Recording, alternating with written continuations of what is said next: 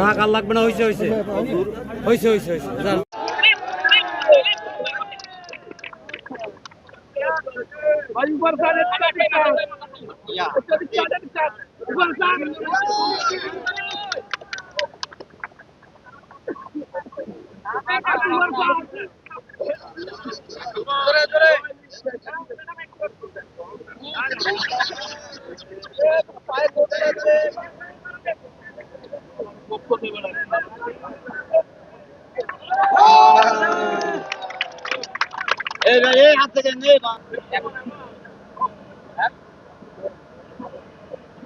এইদিকে নিয়ে এই যে কোনে দাঁড়াই দিছে মাথার উপর বলেন ভাই।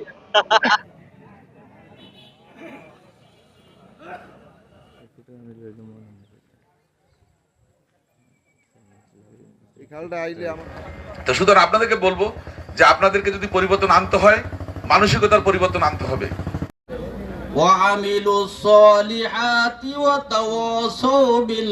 খনন কমিটির বাস্তবায়ন কমিটির সভাপতি। এখানকার খাল, নদী, গাছপালা আমাদের প্রাণ প্রকৃতির একটা অংশ এবং আমাদের সভ্যতার একটা অংশ। দীর্ঘদিন আমাদের অবহেলা, অযত্নের কারণে এগুলো আস্তে আস্তে হারিয়ে গেছে বা ব্যক্তিগত সংকীর্ণতার জন্য অনেক ক্ষেত্রে আমরা এটা দায়ী।